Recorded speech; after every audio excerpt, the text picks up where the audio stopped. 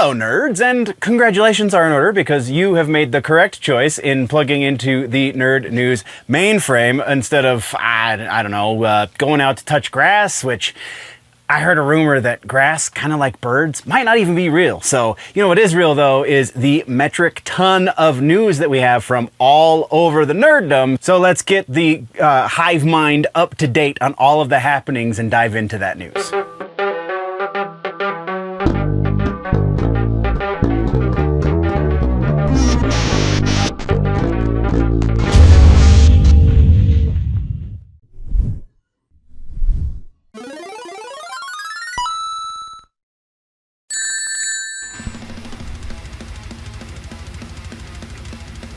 So you know how they say that music cures the savage beast? Well, I'm pretty sure if you play the right deathcore breakdown, you could summon one just directly from the Netherrealm, which probably is much more efficient. So follow-ups and corrections, anything from last week, any retractions, anything like that, that's a big negative, and we're going to just keep our flawless track record of, you know, factual, active, we were right all along, so let's just move on. In new music and potentially videos, fans of French fried heaviness are going to have to practice a little bit of Zen for a little while longer. The titans that are Gojira have announced that they are working on a new record and it will be out in 2026. They say, and I quote, "It's very crucial to take the time to bring something fresh and new and powerful."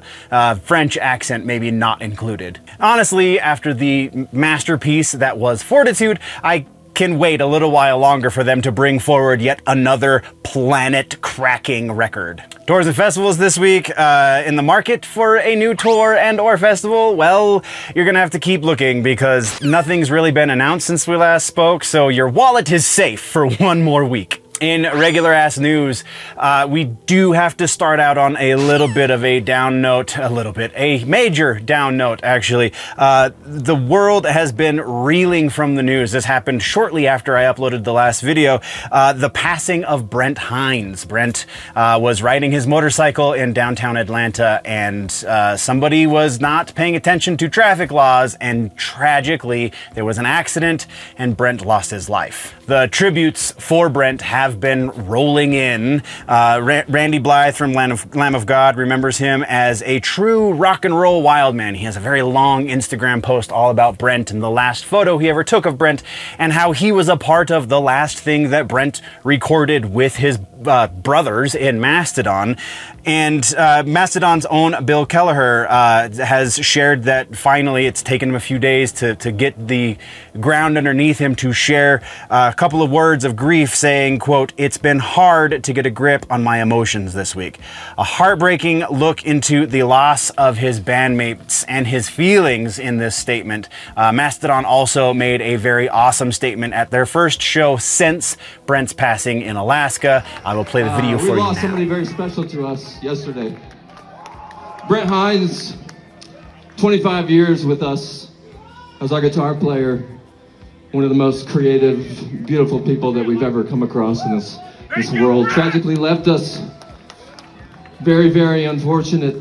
We loved him so very much. And you know, we had the ups and downs of a 25-year relationship, you know what I mean? It's not always perfect, it's not always amazing, but we were brothers to the end.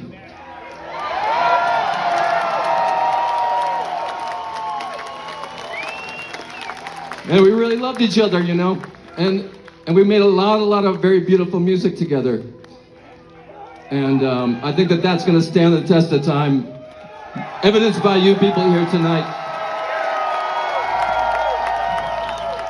So we will continue to play Brent's beautiful, beautiful music that he helped us make, that we formed this band together and traveled the world together, slept in a van together, laid our heads down on beds of fucking kitty litter, you know, got way too drunk to remember anything the next day, about 1,000 million times over and over again, and you know, with the love that we shared and the beauty, all the audiences that we played for, all the stages we stepped on. I don't know, you know, we're just at a loss for words. We're absolutely devastated and crushed to lose him. and to be able to never have him back again. But you guys made it okay for us to come on stage and do this tonight.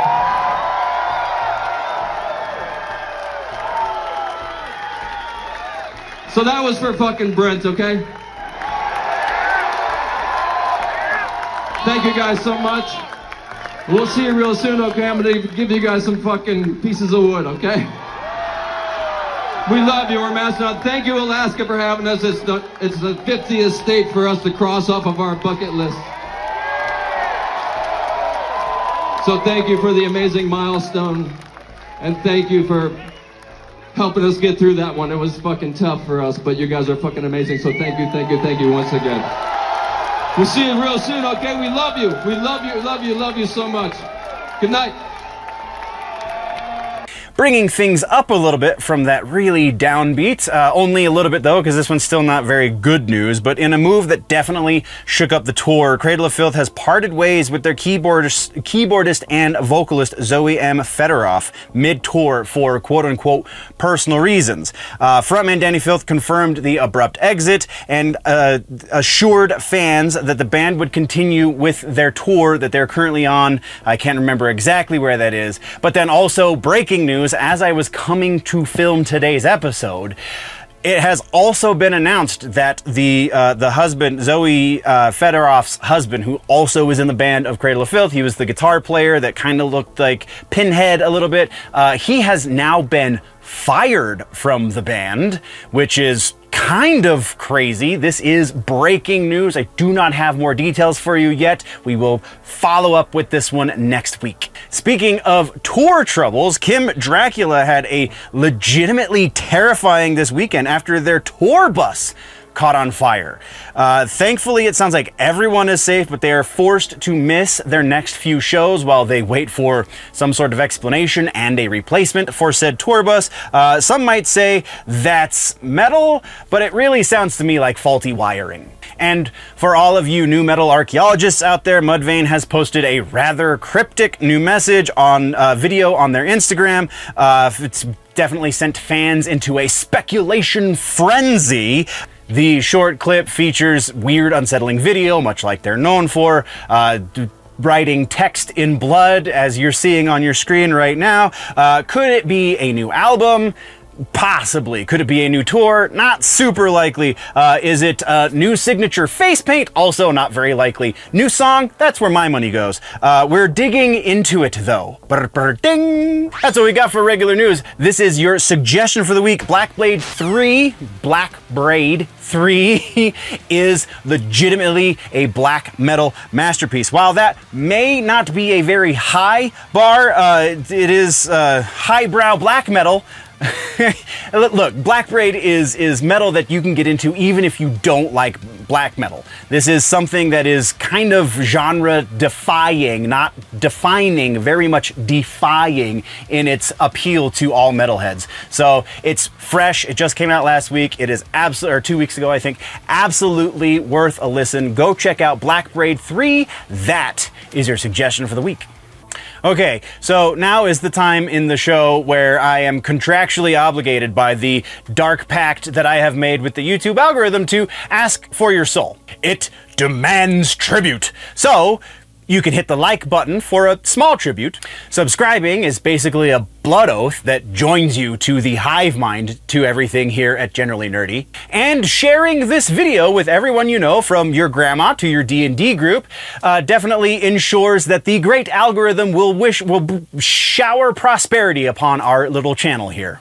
Now, don't make the algorithm angry because you wouldn't like it when it was angry. Why is it that all RPG quests are so unrealistic? I mean, in real life, if a wizard asked me to go collect 10 bear asses, I'd tell him to go to the bear ass store himself. I got dragons to slay, man. Follow-ups and corrections for gaming and tech. Any follow-ups in the world of gaming? I'm not seeing anything here, so our KD ratio is still flawless. I'm gonna just call that one a win. In new trailers this week, be ready to be stalked by the personification of evil, because Friday the 13th and Predator Hunting Grounds developer IllFonic has officially dropped the new trailer for their new Halloween The game. Repetitive.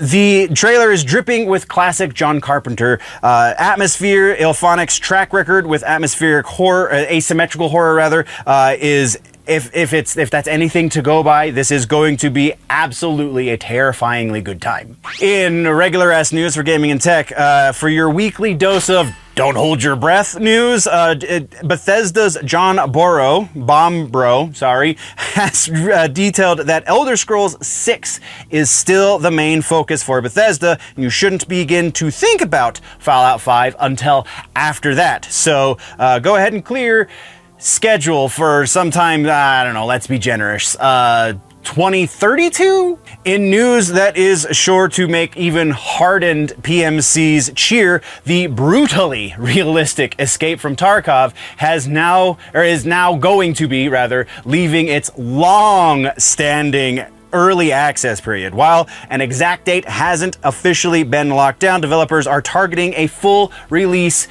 soon, which means it might be time to finally escape from Tarkov into version 1.0.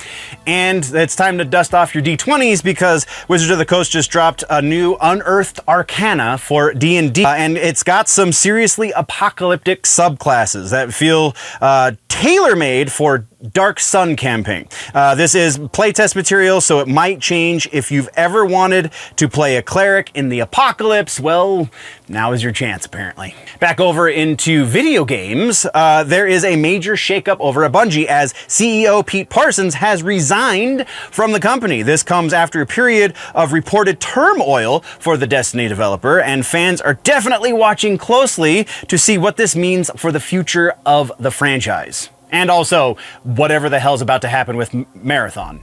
In a move that is either some sort of stroke of genius or the beginning of Skynet, my money's on Skynet, Meta has licensed Midjourney's AI image and video technology. This means that the powerful generative AI that creates those hyper-realistic, very much easily identifiable as Midjourney, deeply weird images could soon be integrated into things like Instagram, Facebook, Threads, and probably your smart glasses, which I don't even want to know what kind of Pandora's box that's going to open up. And for those of you with a Nintendo Switch 2, Nintendo has announced, actually Tecmo Koei, or Koei Tecmo, however the hell that's organized, has announced that the next chapter in Hyrule Warriors saga, The Age of Imprisonment, that we've been getting trailers and such for, will be one of their 3 big playable demos this year at TGS, the Tokyo Game Show, for those of you who are uninitiated. And we have a big change up in the fighting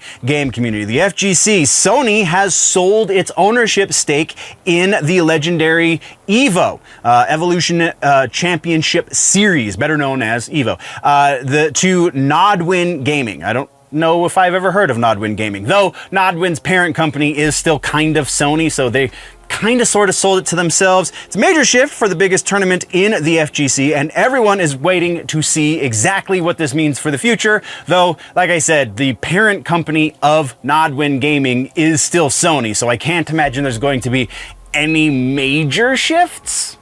And that brings us to suggestions for the week. If you are still feeling that itch for a horror video game because of the Halloween trailer, well, then look no further than the Friday the 13th game. It is not currently available for sale, but I'm sure you can find other ways to get your hands on it. And also, the official servers are not active, but the fan community is still active, and there are still ways to play the game. So if you have the opportunity, as it were, then I absolutely recommend you play that one and wait for Halloween and Hellraiser, actually, to come out. Okay, so hear me out. Grinding through all of this news, editing these videos, doing all the work, and then still also having the time and energy to read the comic books, play the video games, watch the movies, listen to the music, is exhausting. It definitely requires some serious fuel. And for a long time, the options were not so great. You could either mainline a can of sugary liquid that would inevitably lead to a crash later, or you could just accept the brain fog and move on. But that brings us to today's sponsor, the channel partner, if you will, and that is Dubby Energy. This honestly isn't that old school stuff. This is clean, focused energy. You got no jitters, no sugar, and most importantly, no crash. It's packed with vitamins and nootropics that actually help you focus when you need it. Whether you're trying to hit a deadline because you've got YouTube videos to edit, or you just need to nail that headshot while you're in the final circle. My personal mana potions, the go-to ones that I go to are Cali O Cream, which honestly is a straight up creamsicle nostalgia trip, and s'mores, which is basically liquid s'mores in your mouth that tastes just like that, just without all of the mess and the fire and the burning. They taste amazing, and honestly, they just work. So if you want to ditch the crash and upgrade your focus, then do yourself a favor. Go to dubby.gg, that's dubby.gg. Use promo code generally nerdy at checkout. Get your 10% off, and you can help me out just a little bit. You get something, I get something, Dubby sells product. We've got 3 wins right there. So seriously, just go check them out. You know, collecting comic books is actually the only hobby where you can spend hundreds of dollars on a single book, seal it up in plastic, and pray that you never, ever, ever have to read it. It's a beautiful sickness, really. Any follow-ups, corrections, misprints, retcons, anything? Anything? Nope, we're still in mint condition here. No new trailers have been delivered to our secret lair this week, so carriers must have gotten lost somewhere in the negative zone, maybe? We do, though, have some brand new regular ass news. We have Latveria Forever.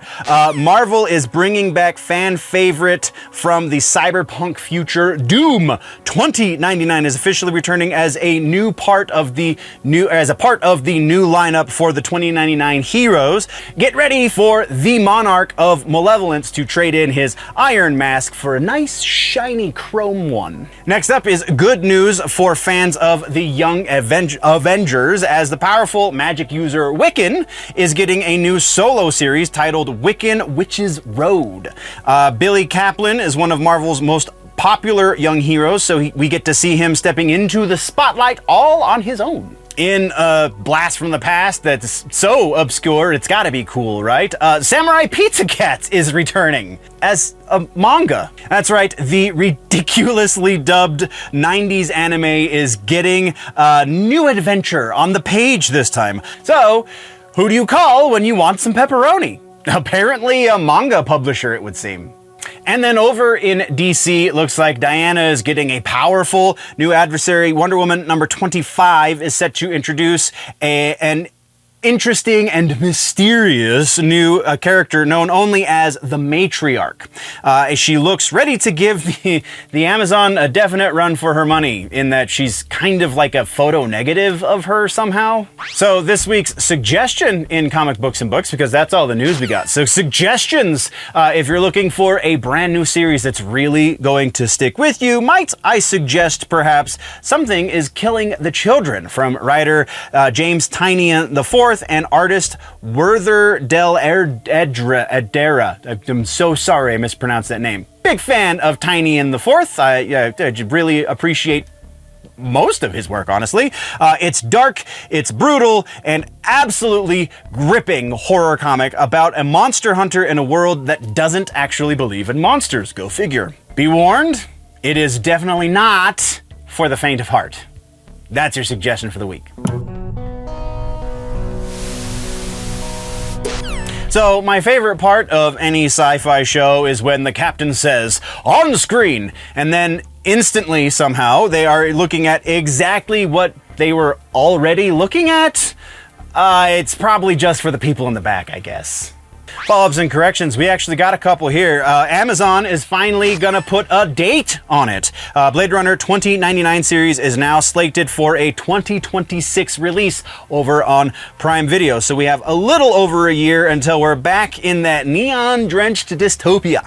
And I'm definitely here for it. And fans of The Last of Us should brace themselves for Season 3, it would seem, though we kind of already know this. Season 3 is the first season that will feature major changes from the games, as Druckmann is no longer a part of the production team anymore. Whether that's exciting or terrifying probably depends on how much you actually love the source material, which we know is not a big number necessarily.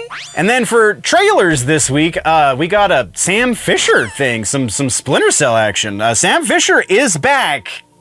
Kind of. Netflix has dropped the first trailer for Splinter Cell Death Watch, which is an animated series that looks honestly pretty slick. It's very much action-packed, and it's got that kind of classic stealth ops feel to it.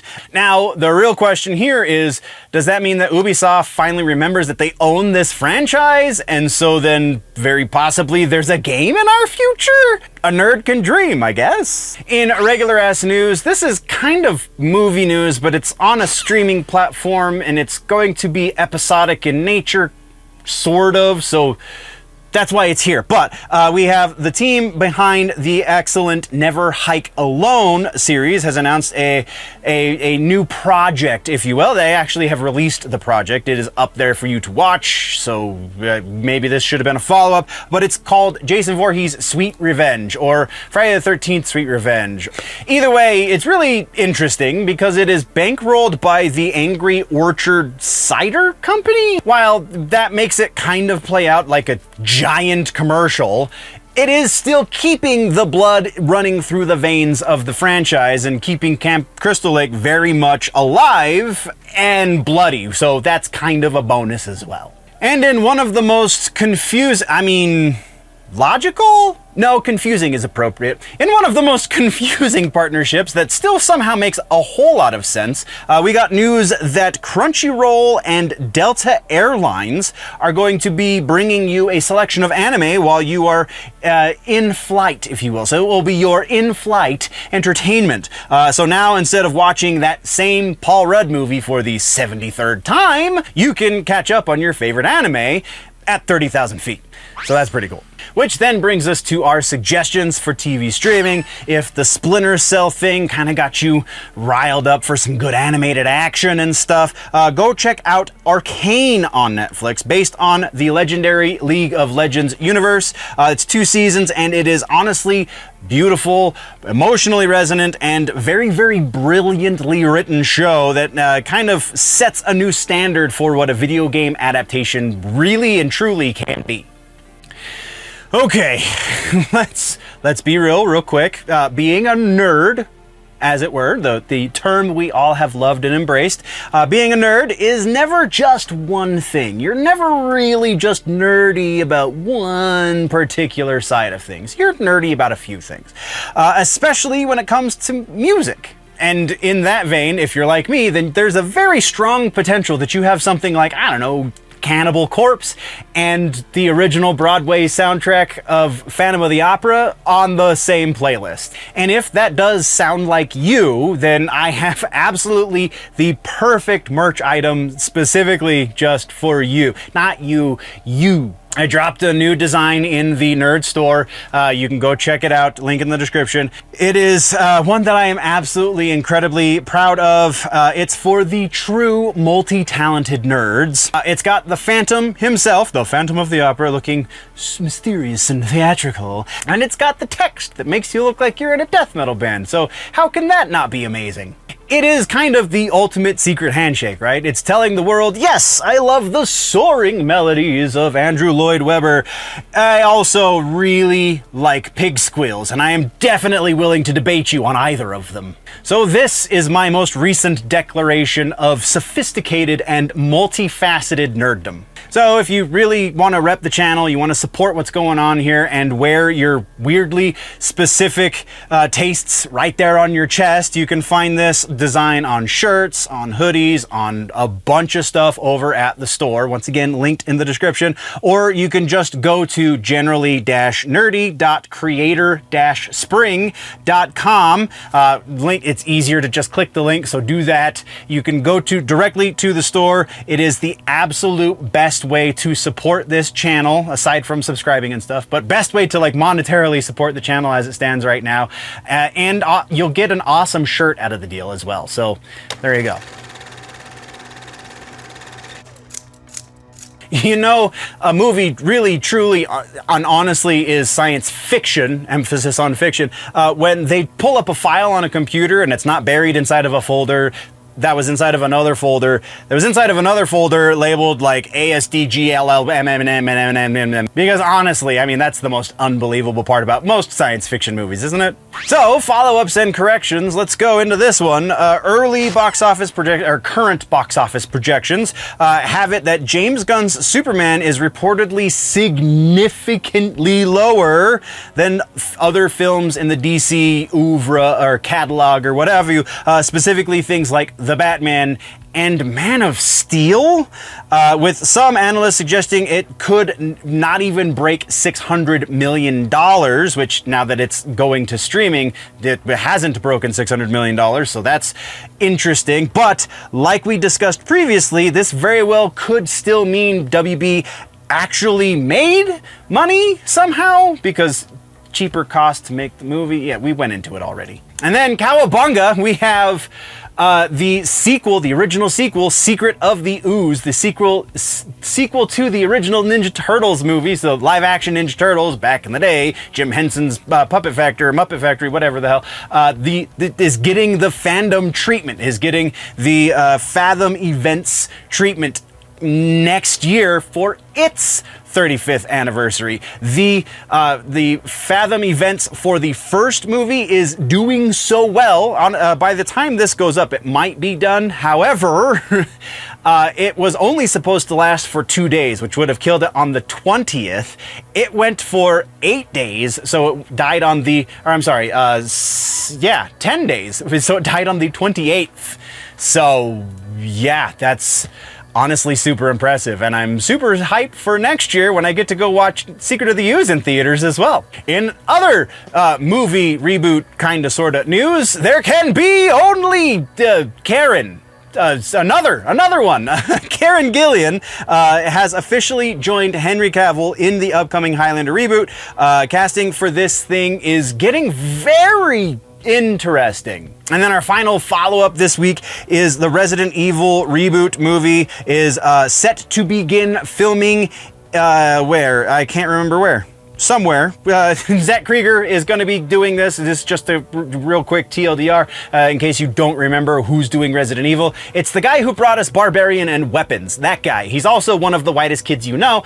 Zach Krieger is doing Resident Evil, and with the existing franchise as it is, and with Zach Krieger's history, I'm very intrigued by this one. In trailers this week for movies, we got another one. He was a 98-pound weakling until he fell into a vat of toxic waste. And yeah, we have the final trailer for Troma's reboot. Well, it's not Troma's reboot, but the reboot of Troma's cult classic, Toxic Avenger. This one, again, R-rated, very over the top. Peter Dinklage starring as Toxie in a weird way. Once you watch this trailer, you'll understand what I'm saying. He's the mop-wielding, the mutated superhero. It looks ridiculous, and like I said, this is the final trailer as it is going to be launching very, very soon. So then that puts us into regular ass news, and fans of science fiction novels must rejoice at this one because Heinlein's classic novel Citizen of the Galaxy, sorry, I had to refer to the notes, is being developed as an animated film officially. And then, what might be one of the weirdest news days for DC-related news, star writer Tom King Gotta love Tom. Tom King, who is known for his dark deconstruction of superhero tales, is writing a new movie based on the Archie comics. So I can't wait to see how Tom deconstructs Archie in that, you know, ever so loving, I'm going to destroy everything you love kind of way that we know that Tom likes to do. Then we have some good news for Trekkies, as we have a report from inside the Skydance Paramount merger that indicates that Star Trek franchise is considered a major priority moving forward. Let's hope that this means we get a new film soon. And then finally, for regular ass news here in movies, we have Chris Columbus has confirmed that a script for the Gremlins reboot is actively in development, saying it's, quote, as twisted and dark as anything, unquote. Just remember the rules. Don't expose them to light, don't get them wet, and for the love of God, don't screw up a classic. Which puts us into suggestions for movies this week, and if you didn't see this one coming, I don't think you were paying attention, but with news of another classic Heinlein in development, you must treat yourself to a rewatching of 97's Paul Verhoeven classic in Starship Troopers. It's brilliant, it's violent, it's hilarious satire of fascism and military propaganda that a lot of people mistook as a dumb action movie. Just another dumb action movie. Would you like to know more? All right, hey, quick pause. Real quick reminder, I spend a lot of time grinding through the news mines to bring you these top tier drop boxes, loot boxes, if you will, full of information. If you think it's a good haul, then help me speed run this YouTube thing. Hitting the like button is an XP boost for the channel. Subscribing is like joining the guild. And sharing this show with everyone you know is the ultimate side quest to defeat the final boss, Obscurity. So don't make me grind this alone. It's dangerous to go alone. Take this and share it. It's classified. And now it is time to put on our tinfoil hats for the rumor mill. This is the only place where my uncle, who works for Nintendo, is actually a valid source. Confirmations and refutations this week? Have any of our rumors been confirmed or refuted? No, actually. So the web of mystery remains tangled.